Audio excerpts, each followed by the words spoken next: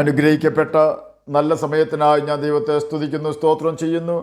ദൈവവചനം ശ്രവിച്ചുകൊണ്ടിരിക്കുന്ന എല്ലാ ദൈവമക്കൾക്കും വീണ്ടും വരാമെന്ന് അരുളി ചെയ്തവനായ കർത്താവായ യേശു ക്രിസ്തുവിൻ്റെ തന്നെ നാമത്തിൽ ഞാൻ എൻ്റെ സ്നേഹവന്ദനം അറിയിക്കുന്നു. ഇന്നത്തെ അല്പസമയത്തെ ചിന്തയ്ക്കായി 119 സങ്കീർത്തനം 67 വാക്യം നമുക്ക് വായിക്കാം. കഷ്ടതയിലാകുന്നതിന് മുമ്പേ ഞാൻ തെറ്റിപ്പോയി, ഇപ്പോഴോ ഞാൻ നിൻ്റെ വചനത്തെ പ്രമാണിക്കുന്നു. അനുഗ്രഹിക്കപ്പെട്ട ഒരു വേദവാക്യമാണ് നാം കേട്ടത്. ആ സമയത്ത് തന്നെ അവിടെ ഉണ്ടായിരുന്ന ചിലർ പീലാത്തോസ് ചില ഗലീലക്കാരുടെ ചോര അവരുടെ യാഗങ്ങളോട് കലർത്തിയ വർത്തമാനം അവനോട് അറിയിച്ചു. അതിന് അവൻ ഉത്തരം പറഞ്ഞത്, ആ ഗലീലക്കാർ ഇത് അനുഭവിക്കുകയാൽ എല്ലാ ഗലീലക്കാരിലും പാപികളായിരുന്നു എന്ന് നിങ്ങൾക്ക് തോന്നുന്നുവോ? അല്ലല്ല, മാനസാന്തരപ്പെടാഞ്ഞാൽ നിങ്ങളെല്ലാവരും അങ്ങനെ തന്നെ നശിച്ചു പോകുമെന്ന് ഞാൻ നിങ്ങളോട് പറയുന്നു. അല്ല, ശിലോഹാമിലെ ഗോപുരം വീണ് മരിച്ചുപോയ ആ 18 പേർ ജെറുസലേമിൽ പാർക്കുന്ന സകല മനുഷ്യരിലും കുറ്റക്കാരായിരുന്നു എന്ന് തോന്നുന്നുവോ? അല്ലല്ല, മാനസാന്തരപ്പെടാഞ്ഞാൽ നിങ്ങളെല്ലാവരും അങ്ങനെ തന്നെ നശിച്ചു പോകുമെന്ന് ഞാൻ നിങ്ങളോട് പറയുന്നു. ലൂക്കോസിൻ്റെ സുവിശേഷം 13 അധ്യായം 1 മുതൽ 6 വരെയുള്ള വാക്യങ്ങളാണ് നാം കേട്ടത്. പീലാത്തോസിനാൽ കൊല്ലപ്പെട്ടവർക്കും ഗോപുരം വീണ് മരിച്ചു പോയവർക്കും അവരുടെ ജീവിതത്തിൽ സന്തോഷത്തോടെ ജീവിച്ചിരുന്ന സമയങ്ങൾ ഉണ്ടായിരുന്നു. ആ മരിച്ചവർ എല്ലാവരും ഇസ്രായേൽ ഗോത്രങ്ങളിലുള്ളവർ ആയിരുന്നു. അവരെല്ലാവരും അവരുടെ 12ാമത്തെ വയസ്സിലെത്തുമ്പോഴേക്കും ന്യായപ്രമാണത്തെക്കുറിച്ച് നല്ല അറിവ് സമ്പാദിച്ചവരായിരുന്നു. എങ്കിലും അവർ ആരും ന്യായപ്രമാണം അനുസരിച്ചില്ല എന്ന് യേശു സൂചിപ്പിക്കുന്നുണ്ട്. മാനസാന്തരപ്പെട്ടില്ലെങ്കിൽ നിങ്ങളെല്ലാവരും അവരെ പോലെ നശിച്ചു പോകും എന്ന പ്രസ്താവനയിൽ അവർ നശിച്ചു പോയി എന്ന് സൂചിപ്പിക്കുന്നുണ്ട്. അവർ നശിച്ചു പോയി എന്നാൽ മരിച്ചുപോയി എന്നല്ല അർത്ഥം. സ്തെഫാനോസ് കല്ലേറുകൊണ്ട് മരിച്ചല്ലോ, എന്നാൽ അവൻ പോയത് യേശുവിൻ്റെ അടുക്കിലേക്കായിരുന്നു. നശിച്ചുപോയി എന്ന് യേശു സൂചിപ്പിച്ച ഗലീലക്കാരും യെരുശലേം നിവാസികളും മരിച്ചു കഴിഞ്ഞതിന് ശേഷം നേരെ ചെന്നത് യാതനാ സ്ഥലത്തേക്കായിരുന്നു എന്ന് സാരം. മരിച്ചതിന് ശേഷം മരിച്ച മനുഷ്യരുടെ ആത്മാക്കൾ ശുദ്ധീകരണ സ്ഥലത്ത് എത്തുമെന്നും ആ ആത്മാക്കൾക്ക് വേണ്ടി ഭൂമിയിലുള്ള വ്യക്തികൾ പ്രാർത്ഥിച്ചാൽ ദൈവം അവരെ ശുദ്ധീകരിച്ച് സ്വർഗത്തിൽ കൊണ്ടുപോകുമെന്നുള്ള പഠിപ്പിക്കലുകൾ ബൈബിളിലുള്ളതല്ല. ആ യാഥാർത്ഥ്യം മനസ്സിലാക്കുവാൻ ലൂക്കോസിൻ്റെ സുവിശേഷം 16 അധ്യായം 19 മുതൽ 31 വരെയുള്ള വാക്യങ്ങൾ നാം മനസ്സിരുത്തി മുൻവിധിയില്ലാതെ വായിച്ചാൽ മാത്രം മതിയാകും, നമുക്കത് മനസ്സിലാക്കുവാൻ കഴിയും. ആകയാൽ ബൈബിൾ വായിച്ച് യേശു അതിൽ എഴുതിപ്പിച്ചിരിക്കുന്ന കൽപ്പനകൾ അനുസരിച്ച് ജീവിച്ചിരിക്കുമ്പോൾ തന്നെ മാനസാന്തരപ്പെട്ട് യേശുവിൻ്റെ ആത്മാവിനെ പ്രാപിക്കേണ്ടതാകുന്നു. ക്രിസ്തുവിൻ്റെ ആത്മാവില്ലാത്തവൻ അവനുള്ളവനല്ല എന്ന് റോമർക്ക് എഴുതിയ ലേഖനം 8 അധ്യായം 9 വാക്യത്തിൽ രേഖപ്പെടുത്തിയിരിക്കുന്നു. നാം മാനസാന്തരപ്പെടാതെ മരിച്ചാൽ നമ്മിലുള്ള പാപനിമിത്തം മരണം നമ്മെ പിടിച്ചു വയ്ക്കും എന്ന് ബൈബിൾ നമ്മെ പഠിപ്പിക്കുന്നുണ്ട്. മരണത്തിന് യേശുവിനെ പിടിച്ചു വയ്ക്കുന്നത് അസാധ്യമായിരുന്നു. അപ്പോസ്തല പ്രവൃത്തികൾ 2 അധ്യായം 24 വാക്യത്തിൽ ഇത് രേഖപ്പെടുത്തിയിരിക്കുന്നു. യേശുവിൽ പാപമില്ലാത്തതാണ് അതിന് കാരണം. നമ്മിൽ പാപമുണ്ടെങ്കിൽ മരണം നമ്മെ പിടിച്ചു വയ്ക്കും, തീർച്ച. ബൈബിൾ എഴുതിയത് മനുഷ്യരാണെങ്കിലും അതിൻ്റെ പിന്നിൽ പ്രവർത്തിക്കുകയും മനുഷ്യരെ കൊണ്ട് എഴുതിപ്പിക്കുകയും ചെയ്തത് പരിശുദ്ധാത്മാവാണ്. ആ യാഥാർത്ഥ്യം ബൈബിൾ തന്നെ സാക്ഷ്യം പറയുന്നുണ്ട്. തുടക്കം മുതൽ അവസാനം വരെ തുടർച്ചയായി ബൈബിൾ വായിക്കുന്ന ഏതൊരാൾക്കും ബൈബിൾ ദൈവാത്മാവിനാൽ എഴുതിയതാണെന്ന് മനസ്സിലാകും. സഭയുടെ നാഥനാണ് കർത്താവായ യേശു ക്രിസ്തു. അവൻ സഭയുടെ ആത്മീക വർധനയ്ക്കാണ് ബൈബിൾ തന്നത്.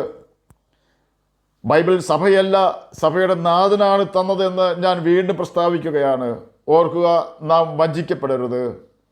40-ലധികം എഴുത്തുകാർ 1500 വർഷങ്ങൾ കൊണ്ട് എഴുതി തീർത്ത 66 പുസ്തകങ്ങളുടെ സമാഹാരമായ ബൈബിൾ ഒരു എഴുത്തുകാരനാൽ എഴുതിയതുപോലെ ഇരിക്കുന്നതും എല്ലാ പുസ്തകങ്ങളും തമ്മിൽ അംഗീകരിക്കുന്നതും മനുഷ്യഹൃദയങ്ങളെ പാറ പോലെ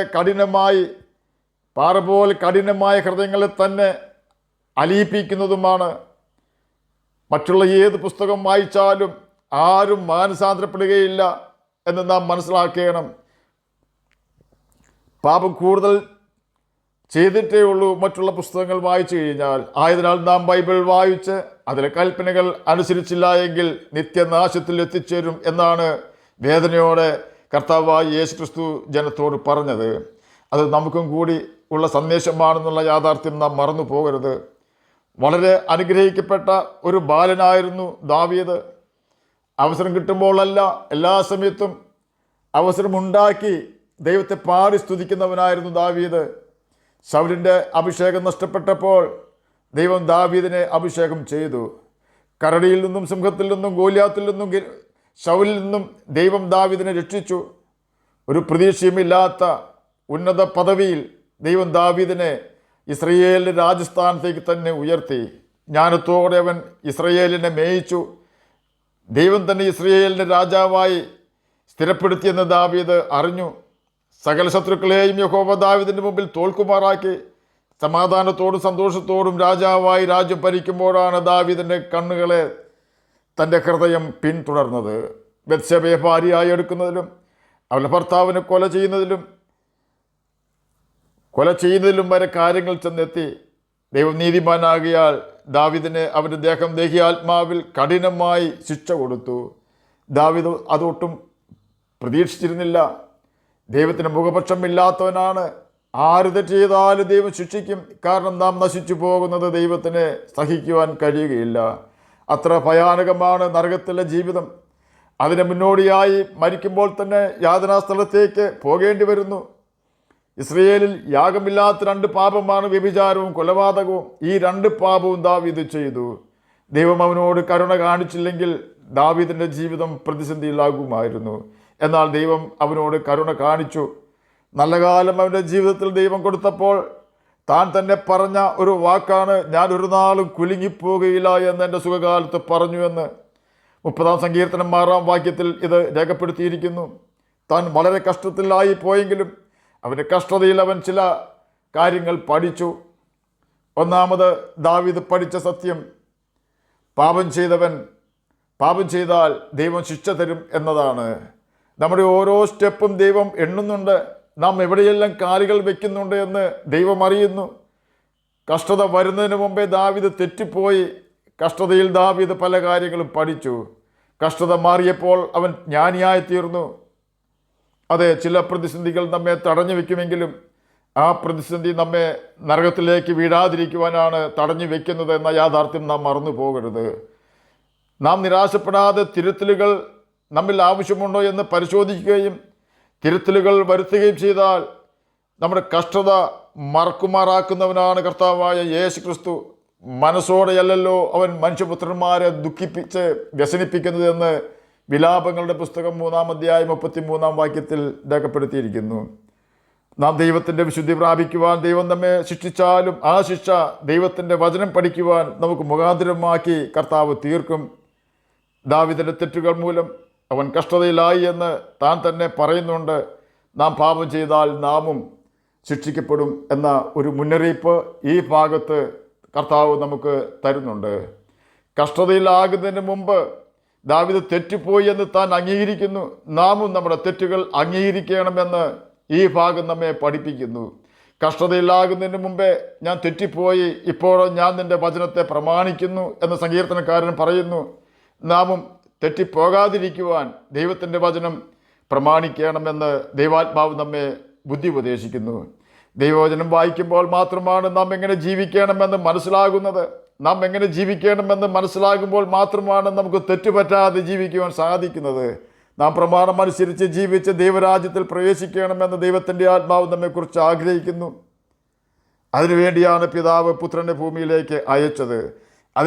അതിനുവേണ്ടിയാണ് കർത്താവായ യേശു ക്രിസ്തു നമുക്ക് വേണ്ടി നമ്മുടെ പാപവും ശാപവും ചുമന്നുകൊണ്ട് കാൽവരി ക്രൂശിൽ നമുക്ക് വേണ്ടി തകർക്കപ്പെട്ടതും അവൻ്റെ അവസാന തുള്ളി രക്തം വരെ നമുക്ക് വേണ്ടി ഊറ്റിത്തന്നതും. ആകയാൽ തെറ്റുപറ്റാത്ത കർത്താവിൻ്റെ സന്നിധിയിൽ വിശ്വസ്തയോടെ ജീവിച്ച് നമുക്ക് ലക്ഷ്യത്തിലെത്തുവാൻ ഉത്സാഹിക്കാം. അതിനായി നമുക്ക് ദൈവകൽപ്പനകൾ അനുസരിച്ച് ജീവിക്കുകയും ഭൂമിയിലെ സകല വഞ്ചനയിൽ നിന്നും, സാത്താൻ്റെ കെണിയിൽ നിന്നും, പാപത്തിൻ്റെ വലകളിൽ നിന്നും രക്ഷപ്പെട്ട് നമുക്ക് നിത്യജീവന് അവകാശികളായി തീരാം. അതിന് കർത്താവ് നമ്മെ സഹായിക്കട്ടെ എന്ന് പ്രാർത്ഥിച്ചുകൊണ്ട് ഞാൻ എൻ്റെ വാക്കുകളൊന്ന് വിരമിക്കുന്നു. നമുക്ക് പ്രാർത്ഥിക്കാം. ഞങ്ങളെ സ്നേഹിക്കുന്ന സ്വർഗീയ പിതാവേ, നല്ല വചനത്തിനായി ഇങ്ങനെ സ്തുതിക്കുന്നു, സ്തോത്രം ചെയ്യുന്നു. എന്നെ കേൾക്കുന്ന ഏതെങ്കിലും പ്രിയപ്പെട്ടവർ പാപത്താൽ കഷ്ടപ്പെടുന്നുവെങ്കിൽ അങ്ങ് അവർക്ക് പാപമോചനം കൊടുക്കുവാൻ തക്കവണ്ണം അങ്ങയുടെ പരിശുദ്ധാത്മാവിനെ അവർക്ക് അയച്ചു കൊടുക്കണമെന്ന് പ്രാർത്ഥിക്കുന്നു. എന്നെ കേൾക്കുന്ന ഏതെങ്കിലും പ്രിയപ്പെട്ടവർ രോഗത്താൽ ഭാരപ്പെടുന്നുവെങ്കിൽ അങ്ങ് അവർക്ക് സൗഖ്യം കൊടുക്കണമേ. പഠിക്കുന്ന കുഞ്ഞുങ്ങൾക്ക് പഠിക്കുവാനുള്ള ബുദ്ധിയും ജ്ഞാനവും ഓർമ്മശക്തിയും കൊടുക്കണമേ. ജോലിയില്ലാത്തവർക്ക് ജോലി കൊടുക്കണമേ. കടഭാരമുള്ളവരുടെ കടഭാരം മാറ്റി കൊടുക്കണമേ. പ്രാർത്ഥന കേട്ടതിനായി സ്തോത്രം. യേശുവിൻ്റെ നാമത്തിൽ തന്നെ ആമീൻ. കർത്താവ് എല്ലാവരെയും അനുഗ്രഹിക്കട്ടെ. സ്തോത്രം.